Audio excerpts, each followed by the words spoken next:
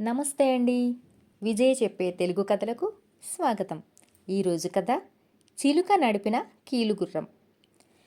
ఓ రోజు పిట్టలు పట్టేవాడి భార్య తన భర్తతో అంది, ఏమయ్యోయ్, నువ్వు బ్రతుకంతా పిట్టలు కొట్టుకొస్తూనే ఉన్నావు. అవి అమ్మి ఏదో బొటాబొటీగా ఏ పూటకు ఆ పూట గడుపుతున్నాం తప్పితే మనకు ఏదీ కలిసి రావడం లేదు. మన దగ్గర పక్షులు కొనేవాళ్లకు ఎంతోమందికి ఎన్నో రకాలుగా కలిసి వస్తోంది ఎందుకంటావ్? వాళ్ళు పక్షుల్ని వండుకు తింటారు కాబట్టి. నువ్వు ఇన్ని రకాల పక్షులు పట్టుకొచ్చినా మనం ఒక్కనాడైనా ఒక పక్షిని తిన్నామా చెప్పు? ఈ దరిద్రం ఎప్పుడూ ఉండేదే గాని ఇక నుంచైనా మనం వేటాడిన పక్షుల్ని మనం తింటూ ఉందాం. అది ఈరోజు నుండే ప్రారంభిద్దాం. ఇవాళ సాయంత్రంలోగా నువ్వు ఏ పక్షిని వేటాడితే దాన్నే తినేద్దాం. ఎన్నో ఏళ్లుగా మనసులో పేరుకుపోయిన అసహనాన్ని వెళ్ళగక్కింది భార్య. పక్షుల్ని వండుకు తింటే అదృష్టం కలిసి వస్తుందా అని మనసులో అనుకున్నాడు గాని ఏమో అది చూద్దాం అని అనిపించి వేటగాడు భార్య మాటలకు అభ్యంతరం చెప్పలేదు. ఆ రోజు వేటలో దినమంతా ఒక్క పక్షి కూడా దొరకలేదు. విసిగిపోయి సాయంకాలం ఇంటికి తిరిగి వస్తూ ఉన్న వేళలో వేటగాడి వలలో ఒక అందమైన చిలుక చిక్కింది. అది చూసి అతడి భార్య, ఈ చిన్న చిలుక ఎంత ముచ్చటగా ఉందండి, దీన్ని ఏమని చంపుతాం, అయినా ఇది పంటి కిందకు కూడా రాదు అని అంది. అది విని చిలుక, అమ్మా, నన్ను చంపొద్దు, మీకు మేలు జరుగుతుంది. నన్ను అమ్మారంటే ఉన్న ఫలాన మీ దశ తిరుగుతుంది అని చెప్పింది. భార్యాభర్తలిద్దరూ నివ్వెరపోయారు. చిలుకేమిటి, మనుషుల భాషలో మాట్లాడటమేమిటి అని నోళ్లు వెళ్ళబెట్టారు ఇద్దరు. ఇదేదో మాయ కాదు కదా అని కంగారు పడ్డారు కూడా. అయితే నిన్నెంతకు అమ్మాలో నువ్వే చెప్పు అని అడిగింది వేటగాడి భార్య. అప్పుడు చిలుక, నన్ను నేరుగా రాజుగారి దగ్గరికి తీసుకెళ్ళి బేరం పెట్టండి. నా ధర ఎంతో అప్పుడు నేనే చెబుతాను అంది చిలుక. భార్యాభర్తలిద్దరూ నగరానికి వెళ్ళి అనేక వ్యయప్రయాసలకు ఓర్చుకొని రాజదర్శనం చేసుకున్నారు. చిలుకను నాకు అమ్మడానికి వచ్చారా? సంతోషం. దీని వెల ఎంతో చెప్పండి అన్నాడు రాజు. అప్పుడు ఆ భార్యాభర్తలిద్దరూ, మహారాజా, ఆ విషయం చిలకనే అడగండి, అదే చెబుతుంది అన్నారు. అప్పుడు చిలుక, నా వెల 10,000 రూపాయలు. వేటగాడికి ఆ మొత్తం ఇప్పించండి మహాప్రభు అంది చిలుక. చిలుక మనిషిలా మాట్లాడుతూ ఉండటం రాజుగారికి వింతగా తోచింది. అవును, నీ వల్ల నాకు ఉపయోగమేమిటి అని అడిగాడు రాజు నవ్వుతూ. సమయం వచ్చినప్పుడు తెలుస్తుంది ప్రభు, నేను మీకు గొప్పగా సేవలు చేస్తాను అని అంది చిలుక. అంతటి ఆత్మవిశ్వాసంతో బదులు పలికిన చిలుక పట్ల రాజుగారికి సదభిప్రాయం కలిగింది. కోశాగారం నుండి డబ్బు తెప్పించి వేటగాడికిప్పించాడు. అతి కొద్ది కాలంలో చిలుకకు రాజుగారితో చనువు ఏర్పడింది. చిలుక పలికే ముద్దు ముద్దు మాటలకు రాజు ముచ్చటపడిపోతున్నాడు. అతి తెలివిగా జవాబులివ్వడమే కాక చిలుక సరదా కబుర్లతో పాటు శాస్త్ర గ్రంథాలలోని ధర్మ సూక్ష్మాలు వివరిస్తుంది. ఆ రాజుగారికి 6 భార్యలున్నారు. అంతఃపురంలోకి చిలుక వచ్చినప్పటి నుంచి ఆయన భార్యల ముఖాలే చూడటం లేదు. చిలుక సాన్నిధ్యంలో ఆయనకు సమయమే తెలియడం లేదు. తమ భర్తను తమ నుండి దూరం చేసిన చిలుకపై 6 రాణులు కత్తికట్టారు. రాజుగారు వేటకు వెళ్ళిన రోజు అందరూ కలిసి చిలుకను చంపుదామనుకున్నారు. కానీ చిలుక అందానికి మాటలకు ముగ్ధులై చంపలేకపోయారు. తమలో అందగత్తె ఎవరో చెప్పమని చిలుకను ఇరకాటంలో పెట్టాలని, జాలి పడకుండా పీక పిసికి చంపేయాలని మరోమారు తీర్మానించుకున్నారు. మరునాడు అందరూ కలిసి వెళ్ళి చిలుకతో తీయగా మాట్లాడారు. చిలుక తెలివిగలది. వారి మనసులోని దుర్బుద్ధిని ఇట్టే పసిగట్టింది. ఎవరు అందగత్తె అనేది తను పంజరంలో ఉండి చెప్పడం కష్టమని, బయటకు తీస్తే ఒక్కొక్కరి చుట్టూ తిరిగి శరీర సౌష్ఠవం పరిశీలించి చెప్పడానికి వీలవుతుందని చెప్పింది. పంజరంలోంచి బయటికి తీస్తే స్వేచ్ఛగా ఎగిరిపోతుందేమోనని రాణులు గదిలోని కిటికీలన్నీ మూసేశారు. చిలుకను బయటకు తీశారు. గదిలో నీరు బయటకు పోయే గొట్టం చూసుకుని చిలుక గబుక్కున అందులోకి దూరింది. మీ మొహాలు, మీదో అందమా? 7 సముద్రాలకు ఆవల ఉన్న రాకుమారి కాలిగోటికి కూడా మీరు సరిరారు అని ఎగతాళి చేస్తూ గదిలోంచి బయటపడింది. పైకెగిరి రివ్వున పారిపోయింది. తనను రాజుగారికి అమ్మిన ఆ వేటగాడి ఇంటికి చేరి అక్కడ ఉండసాగింది. వేట నుండి తిరిగొచ్చిన రాజు చిలుక ఎగిరిపోయిన విషయం తెలుసుకుని ఎంతో బాధపడ్డాడు. తన రాణుల మూర్ఖ ప్రవర్తన గురించి తెలుసుకుని భిన్నుడయ్యాడు. నిద్రాహారాలు మానివేశాడు. తన చిలుకను తనకు అప్పగించిన వారికి 20,000 నగదు బహుమతి ఇస్తానని ప్రకటన కూడా చేయించాడు. వేటగాడు మళ్ళీ చిలుకను తీసుకుపోయి రాజుకు అప్పగించి బహుమతి ధనాన్ని అందుకున్నాడు. ఆ రకంగా వేటగాడికి అతడి భార్యకు దరిద్రం తీరిపోయింది. తను లేని సమయంలో జరిగిన కుట్రకు రాజు చిలుకకు సంజాయిషి ఇచ్చుకున్నాడు. దాన్ని మళ్ళీ ప్రసన్నం చేసుకున్నాడు. 7 సముద్రాల ఆవల ఉన్న రాజకుమార్తె ఎవరా అని, ఆమె సౌందర్యంలోని విశిష్టత ఏమిటని అడిగాడు రాజు. చిలుక మొత్తం వివరాలు చెప్పింది. 7 సముద్రాల కావల ఒక రాజసౌధం ఉందని, అందులో ఒక రాజకుమార్తె ఉందని, ఆమె త్రిలోక సుందరి అని, ఆమె ఈ రాజుగారి కోసమే ఎదురు చూస్తోందని చెప్పింది. రాజు ఆశ్చర్యపోయి ఆనందంతో తేలిపోయాడు. అక్కడికి వెళ్ళడం ఎలాగా అని ఆత్రంగా అడిగాడు చిలుకను. మేలు రకం పంచకళ్యాణి గుర్రాన్ని 6 నెలలు బాగా మేపి అది కీలుగుర్రం అయ్యేదాకా ఓపిక పట్టి దాంతో సముద్రాలు దాటాలి అని చెప్పింది చిలుక.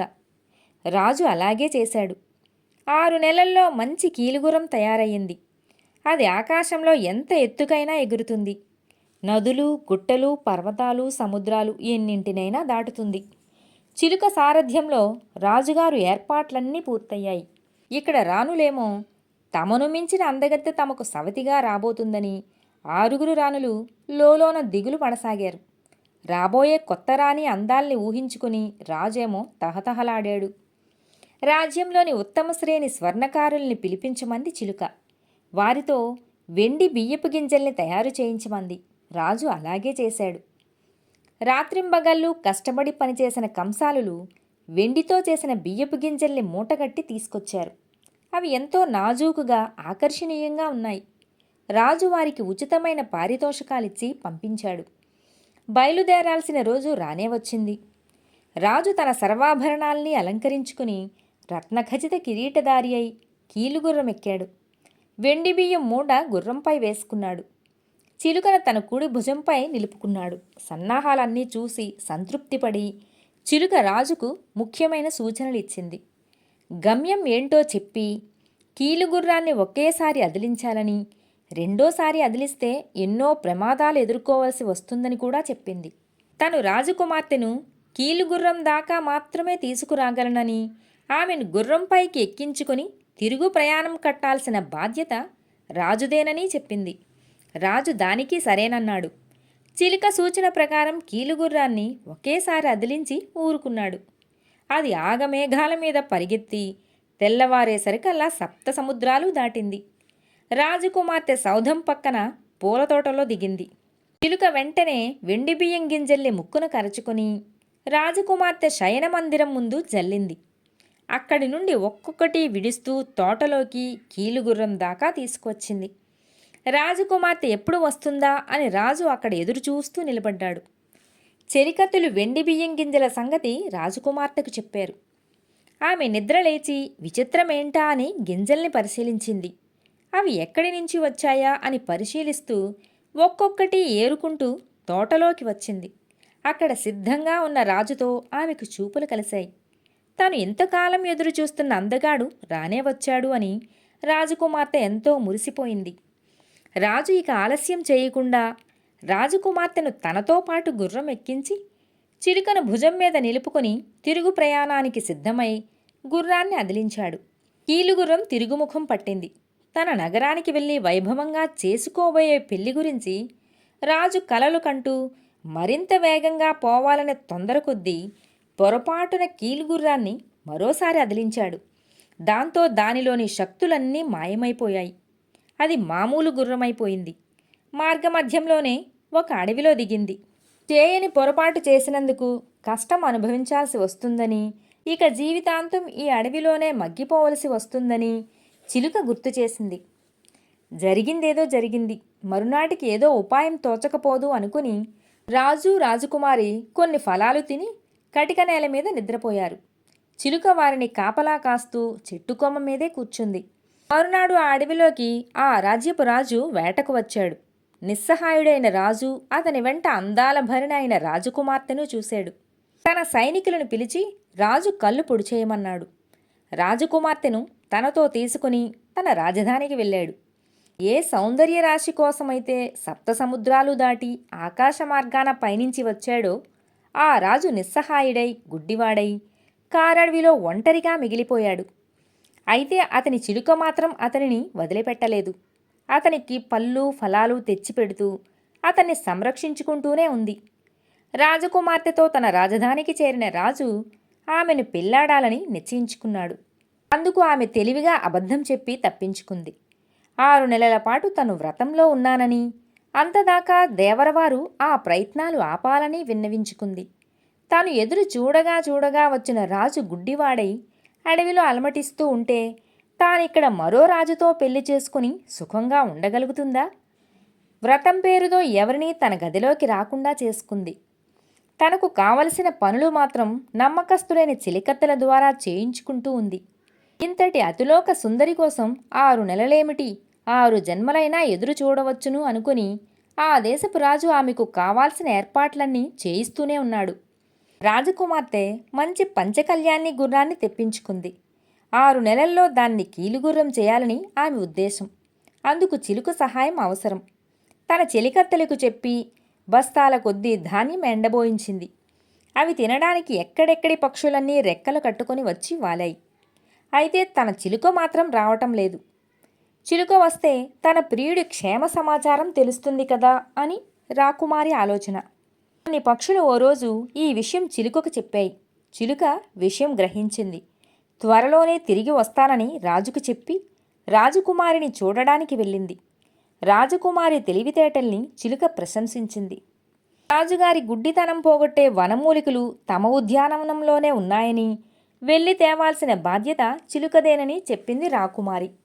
ఆమె మాటపై చిలుక మళ్లీ సప్త సముద్రాలు దాటి రాజకుమారి శయనమందిరం పక్కనే ఉన్న పూలతోటలో వనమూలికల్ని వెతికి తన ముక్కున కరుచుకొని తెచ్చింది.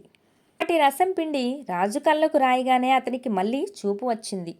ఇక్కడ చిలుక ఇచ్చిన సూచనల ప్రకారం పంచకళ్యాణి గుర్రాన్ని రాజకుమారి కీలుగుర్రంగా మార్చింది. రాజకుమారి చిలుక వేసుకున్న పథకం ప్రకారం అన్నీ సవ్యంగానే జరుగుతున్నాయి. రాజకుమారి కీలుగుర్రాన్ని అడవిలో ఉన్న రాజు దగ్గరకు తీసుకువచ్చింది. వెంటనే రాజు, రాజకుమారి, చిలుక ఆకాశ మార్గాన ప్రయాణించి తమ గమ్యం చేరుకున్నారు. రాజు తన రాజ్యం చేరుకోగానే తను ఏరికోరి సప్త సముద్రాల ఆవల నుండి తెచ్చుకున్న రాజకుమారితో కష్టాల్లో తనను ఆదుకుని తన గుడ్డితనాన్ని పోగొట్టగలిగిన సౌజన్యమూర్తితో వైభవంగా పెండ్లి చేసుకున్నాడు.